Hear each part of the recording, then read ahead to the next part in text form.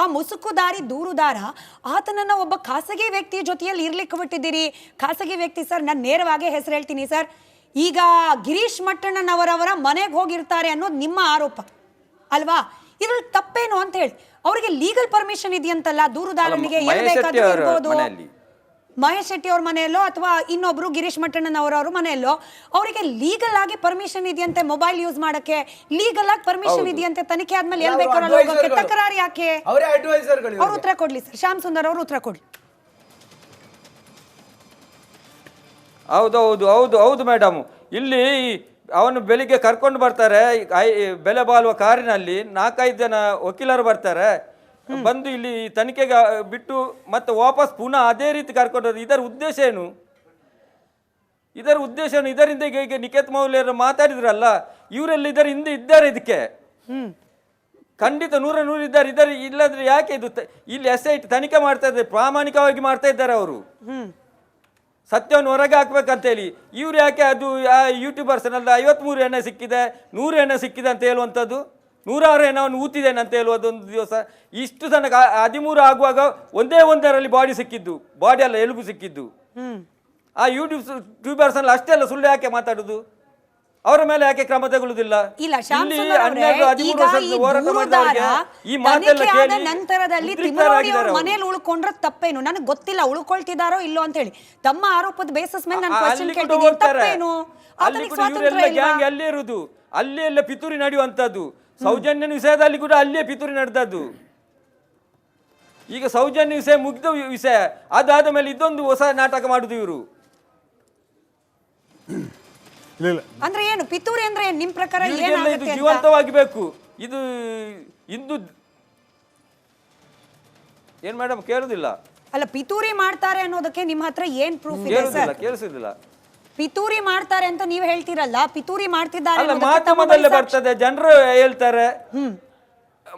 ಮೊನ್ನೆ ಅಲ್ಲಿಗೆ ಹೋಗುವಾಗ ವಿಡಿಯೋ ಮಾಡಿದವನ ರೌಡಿಸಮ್ ಮಾಡಿ ಅದು ವಿಡಿಯೋ ಡಿಲೀಟ್ ಮಾಡಿಸಿದ್ದಾನೆ ಅವರು.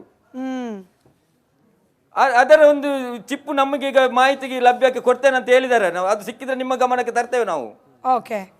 ಓಕೆ ಸರಿ. ಸಂಗ್ರಾಮ್ ಸಿಂಗ್ ಸರ್, ಈಗ ಒಬ್ಬ ದೂರುದಾರ SIT ತನಿಖೆ ಕರೆದಾಗ ಬರ್ತಿದ್ದಾನೆ, ಯಾವ ಜಾಗಗಳಲ್ಲಿ ಉತ್ಖನನ ಆಗ್ತಿದೆ ಅಲ್ಲಿ ಇದ್ದಾನೆ. ಅದಾದ ನಂತರವೂ ಕೂಡ SIT ಗಮನದಲ್ಲೇ ಆತ ಇರಬೇಕು, ಪರಿವೀಕ್ಷಣೆಯಲ್ಲೇ ಆತ ಇರಬೇಕು ಅನ್ನೋ ಕಂಪಲ್ಷನ್ ಇದೆಯಾ? ಮೇಡಮ್ ಹಾಗೇನಿಲ್ಲ. This investigation that is being going on according to CRPC and IPC. ಈಗ ಪೊಲೀಸ್ನವರ ಡೈರೆಕ್ಷನ್, ನಮ್ಮ ಇವರು ಮೊಹಂತಿಯವರು DG ಅವರು ಏನಿರ್ತಾರೆ ಅದನ್ನು ಅವರು he can give a direction to this ಆ ಮುಸ್ಕುಧಾರಿಗೆ. ಆ ಮುಸ್ಕುಧಾರಿ ಯಾರು ಏನು ಎತ್ತ ಅಂತ ಪಬ್ಲಿಕ್ಗೆ ನೋಡೋಣ ಅಂತ ಹೇಳಿದ್ರೂ ಗೊತ್ತಾಗಲ್ಲ. ಅವನೇನು ಫಿಲಮ್ ಸ್ಟಾರ್ ಅವನು? ಅಲ್ಲ, ನಾವು ಹೆಡ್ ಮಾಡಬೇಕಾಗುತ್ತೆ.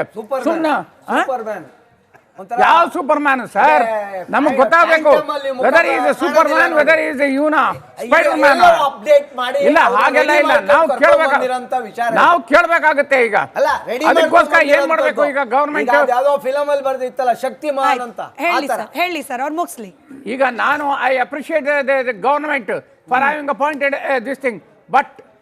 ಬಟ್ ಏನಾಗಿದೆ, ಈಗ ಅಪಾಯಿಂಟ್ಮೆಂಟ್ ಮಾಡುವಾಗ ಒಂದು ಜಡ್ಜ್ಗೆ ಒಂದು ಅಪಾಯಿಂಟ್ಮೆಂಟ್ ಮಾಡಬೇಕಾಗಿತ್ತು to see the overall investigations and other things. Like ಈಗ ಯಾರಿಗೋ ಪಬ್ಲಿಕ್ ಇವ್ರಿಗೋ ಯಾರಿಗೋ ಹೊಡಿತಾ ಇದ್ದಾರಲ್ಲ ಇದರಲ್ಲಿ, ಅದೆಲ್ಲ ಯಾಕೆ? ಮತ್ತು ಇವ್ರದೆಲ್ಲ ಇದು ಬರ್ತಾ ಇದೆಯಲ್ಲ ಇನ್ವೆಸ್ಟಿಗೇಷನ್ಗೆ ಕಾಮೆಂಟ್ ಮಾಡ್ತಾ ಇದ್ದಾರೆ. ಇನ್ವೆಸ್ಟಿಗೇಷನ್ಗೆ ನಾವು ಬೇರೆ ಬೇರೆ ಮಾಧ್ಯಮಗಳಲ್ಲಿ ಬೇರೆ ಬೇರೆ ರೀತಿಯಲ್ಲಿ ಬರ್ತಾ ಇದೆ. ಇದನ್ನು ನಾವು ಟ್ರ್ಯಾಕ್ ಅಪ್ ಮಾಡಬೇಕಾದ್ರೆ it cannot be done by the chief of the SIT. It shall be done by some judge. ಆ ಜಡ್ಜ್ ಅವರು ಏನು ಅನಾಲಿಸಿಸ್ ಮಾಡಿದ್ದೆ, he can give direction to the government or to this thing. ಅದು ಮಾಡೋಕ್ಕಾಗುತ್ತಾ sir? ಮಾಡಬೇಕು sir. ಅದು ಮಾಡದೇ ಇದ್ರೆ ಮುಂದಕ್ಕಿಂತ ಭಾಳ ಗಲಾಟೆ ಆಗುತ್ತೆ. ಇನ್ನು ಈಗ ಆಲ್ರೆಡಿ ಒಂದು ಗಲಾಟೆ 8 ದಿನ ಭೂಮಿ ಆಗದಾಗ ಮಾತಾಡ್ಲಿಲ್ಲ, ಯಾಕಂದ್ರೆ ಅವ್ರು ಹೇಳ್ದಂಗೆ ಇವ್ರಿಗೇನು ಸಿಕ್ಲಿಲ್ಲ. 9 ದಿನ ಬರ್ತದೆ, 8 ದಿನ ಭೂಮಿ ಆಗಿ ಅವ್ರಿಗೂ ಇಲ್ಲ. ಅದಕ್ಕೆ ಅವನು ಡೈಲಿ ಮನೆಗೆ ಹೋದಾಗ ಅವ್ನಿಗೆ ಅಡ್ವೈಸ್ ಮಾಡ್ತಾರೆ, ನೀನು ಹೀಗೆ ಹೇಳಬೇಕು, ನಾಳೆ ಈ ಥರ ಕೇಳಬೇಕು, ನಾಳೆ ಆ ಜಾಗ ಬಿಟ್ಟು ಇನ್ನೊಂದು ಜಾಗಕ್ಕೆ ಹೋಗು, ಇದು ಡೈರೆಕ್ಷನ್ಸ್. ಅಂದರೆ ನಾಳೆ ನೀನು ಯಾವ ಥರ ನಾಟಕ ಮಾಡಬೇಕು ಅವನಿಗೊಂದು ಬ್ಯಾಕಪ್ ಕೊಡ್ತಾ ಹೋಗ್ತಾರೆ. ಅದು ಒಂದು But ನಿಗೂಢವಾದಂತ ವ್ಯಕ್ತಿ. ಬಟ್ ಅಮೃತೇಶ್ ಸರ್ ಅದ್ ಏನೇ ಅವರು ಇನ್ಫಾರ್ಮೇಶನ್ ಕೊಟ್ರು ಅಥವಾ ಸ್ಟೋರಿ ಸ್ಕ್ರಿಪ್ಟ್ ಕೊಟ್ರು ಕೂಡ SIT ತನಿಖೆ ಮಾಡ್ತಾ ಇದೆ. ಅವ್ನು ಏನೇ ಡ್ರಾಮಾ ಮಾಡಿದ್ರು ಕೂಡ ನಾಳೆ ಯಾವ ಸತಿ ಅಲ್ಲ, ನಿಮಗೆ ಒಂದು ವಿಚಾರ ಹೇಳ್ತೀನಿ. ನಾವು ಕೊಡದ ಅಲ್ಲ ಸರ್, ಒಂದು ವಿಚಾರ ಹೇಳ್ತೀನಿ. ಮೈದಾನ ಅವ್ರು ಹೇಳಿದೆ ಇದಾದ್ರೆ ಸಿಂಗ್ ಅವರೇ, ನ್ಯಾಯಾಲಯದಿಂದ ಯಾರನ್ನ ಒಬ್ರು ಇರ್ಬೇಕು. ಅಲ್ಲ, ಸಿಂಗ್ ಅವರೇ, ಸ್ವಲ್ಪ ಭಯ ಬರೋದು ಎಲ್ಲ. ಈಗೊಂದು ವಿಚಾರ ಹೇಳ್ತೀವಿ. ಒಂದು 10 ವರ್ಷಗಳ ಹಿಂದೆ ಒಂದು ಚಾನಲ್ ಅಲ್ಲಿ ಬಂತು, ನಾರ್ತ್ ಇಂಡಿಯಾದಲ್ಲಿ ಒಬ್ಬ ಸರ್ಕಾರಕ್ಕೆ ಒಂದು ಲೆಟರ್ ಬರೆದು ಇಲ್ಲಿ ಸಿಕ್ಕಾಬಟ್ಟೆ ನಿಧಿ ಇದೆ, ತಾವು ತೆಗಿಬೇಕು ಅಂತ. ಐ ಥಿಂಕ್ ಒರಿಸ್ಸಾ ಇದರಲ್ಲ ಸರ್ಕಾರ ಏನು 10 ದಿನ ತೆಗ್ದೇ ತೆಗೀತು, ಕೋಟಿ ಗಟ್ಟಲೆ ದುಡ್ಡು ಖರ್ಚಾಯ್ತು. ಕೊನೆಗೆ ಹಗಲು ರಾತ್ರಿ ತೋರಿಸಿದ್ರು. ಕೊನೆಗೆ ತಿಪ್ಪೆ ಸಾರಿಸೋ ಕೆಲಸ ಆಯ್ತು. ಇಲ್ಲೇನಾಗುತ್ತೆ, ಈಗ ನೀವು ಹೇಳ್ದಂಗೆ ಸಾವಿರಾರು ಹಣ ಸಿಗೋದಿಲ್ಲ. It is 100% correct. ಜವಾಬ್ ಹೇಳಿ ನೀವು. ನಾನು ಹೇಳದ್ನಲ್ಲ, whether judicial is important for supervising this thing or controlling. ಅವನೇನ ಗಲಾಟೆ ಮಾಡ್ತಾ ಇದ್ರೆ ಹೇಳ್ತಾ ಇದ್ರೆ the judge will take this thing. Yes, you arrest him, you put a case against him. ಇಲ್ಲ, ಸಂಗ್ರಾಮ್ ಸರ್ ಹೇಳಿದ್ದು ಪಾಯಿಂಟ್ ವ್ಯಾಲಿಡ್ ಇದೆ ಮೇಡಮ್. ಅವ್ರು ಹೇಳಿದ್ದನ್ನ ನಾವು ನೆಗ್ಲೆಕ್ಟ್ ಮಾಡಬೇಕಾಗಿಲ್ಲ. ಈ ತನಿಖೆ SIT ಆಯಿತು, ಆ ನಂತರದಲ್ಲಿ ತನಿಖೆ ಶುರುವಾಗಿದೆ.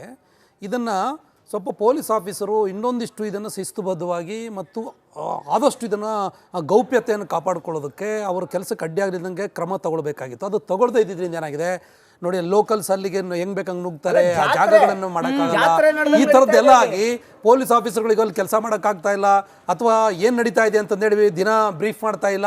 ಈಗ ಏನಾಗ್ಬಿಟ್ಟಿದೆ, ಅಲ್ಲಿ ಏನೋ ನಡೀತಾ ಇದೆ ಅನ್ನೋಂಥದ್ದು ನಮಗೆಲ್ಲರೂ ಕುತೂಹಲ. ಸಾಧ್ಯ ಆಗಿದ್ರೆ ಅವ್ರು ದಿನ ಏನು ಇನ್ವೆಸ್ಟಿಗೇಷನ್ ಮಾಡಿದಾರೆ ಮಾಡ್ಬೇಕಾಗಿಲ್ಲ. ಪೊಲೀಸರು ಕೆಲಸ ಮಾಡೋದಕ್ಕೆ ನಾವು ಪೂರಕವಾಗಿ ಇನ್ನೊಂದಿಷ್ಟು ಕ್ರಮಗಳನ್ನು ತಗೊಳ್ಳೋದಕ್ಕೆ ಅವಕಾಶ ಇದೆ. ಬಹುಶಃ SIT ನವರಿಗೆ ಇದು ಅರ್ಥ ಆಗಬೇಕು. ಇವ್ರು ಇನ್ನೊಂದು ಸ್ವಲ್ಪ ಗುಪ್ತತೆಯನ್ನು ಕಾಪಾಡ್ಕೊಳ್ಳೋದಕ್ಕೆ ಏನ್ ಕ್ರಮಗಳನ್ನು ತಗೊಳ್ಬೇಕು, ಆದಷ್ಟು ಎಲ್ಲರನ್ನು ಅವಾಯ್ಡ್ ಮಾಡಿ ಎಲ್ಲರನ್ನು ದೂರ ಇಟ್ಟು ಈ ತನಿಖೆಯನ್ನು ಪಾರದರ್ಶಕವಾಗಿ ಪೊಲೀಸರು ಮಾಡುವ ಅವಶ್ಯಕತೆ ಇದೆ.